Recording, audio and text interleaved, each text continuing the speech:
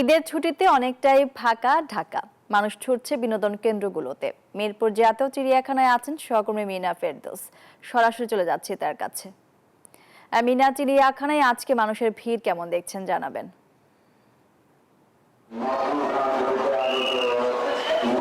ধন্যবাদ মনি আপনাকে। আমি রয়েছি চিড়িয়াখানার প্রধান ফটকে। আমি যদি একটু দেখাতে চাই যে আমার পেছনে কিন্তু আসলে জনসমুদ্রের সৃষ্টি হয়েছে। এখানে কিন্তু সকাল থেকেই মানুষের পদচারণা শুরু হয়েছে। প্রত্যেকটি শিশু কিশোর কিন্তু আসলে অভিভাবকদের হাত ধরে আসলে জাতীয় চিড়িয়াখানায় এসেছে এবং আমরা সকাল থেকে জানাচ্ছিলাম চিড়িয়াখানার আজকের বিনোদন পর্যটন কেন্দ্রটি আসলে কেমন ছিল। আসলেই কিন্তু এটি দর্শনার্থীদের পদচারণায় মুখর ছিল পুরোটা সময়। এখন কিন্তু আসলে অনেকেই চলে যাচ্ছেন, কেননা আর কিছুক্ষণের মধ্যেই কিন্তু গেট বন্ধ হয়ে যাবে। সে কারণে আসলে কিন্তু এখন খুব একটা দর্শনার্থীরা ঢুকছেন না, সবাই আসলে বেরিয়ে যাচ্ছেন। তবে যদি একটু বলতে চাই যে ঈদের ছুটিতে এবার বেশ লম্বা ছুটি হয়, কিন্তু আসলে ঢাকার বিভিন্ন প্রান্ত থেকে সবাই পরিবার পরিজন এবং শিশুদের কিন্তু একটু বিনোদন দেওয়ার জন্য এবং পশু পাখিদের সাথে আসলে পরিচয় করে দেওয়ার জন্য কিন্তু এই চিড়িয়াখানাকেই বেছে নিয়েছেন বেশিরভাগ অভিভাবক।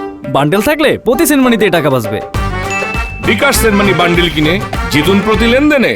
কেননা এছাড়াও কিন্তু এই যে চিড়িয়াখানার ভিতরে যে বড় বড় গাছের ছায়ায় অনেকেই আমরা দেখেছি যে বনভোজনের মতো করে কিন্তু তারা নিজেদের মতো করে আয়োজন করে নিয়েছেন। আসলে কিন্তু একের ভিতর দুই আনন্দ বলা চলে, যেখানে পরিবারের সবাই আসলে গাছের ছায়ায় দুপুরের মধ্যভোজন শেষ করেছেন এবং পাশাপাশি চিড়িয়াখানা ঘুরেছেন। এছাড়া আমি যদি একটু এখানকার সার্বিক পরিস্থিতি বা ব্যবস্থাপনার কথা বলি, আসলে দর্শনার্থীদের তরফ থেকে কিন্তু একটু অভিযোগ ছিলই, কেননা তারা গরম আর মানুষের ভিড়ে কিন্তু যে অস্বস্তিকর পরিবেশ তৈরি হলেও কিন্তু তারা খুশি ছিল। কিন্তু তারা বলছিলেন কিন্তু যে বিভিন্ন খাঁচাগুলো কিন্তু আসলে ফাঁকা।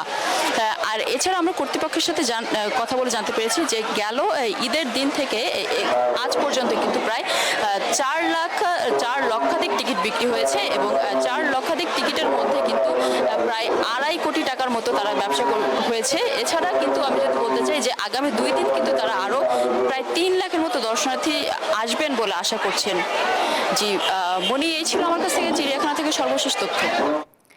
মিনা ফেরদৌস, আপনাকে ধন্যবাদ।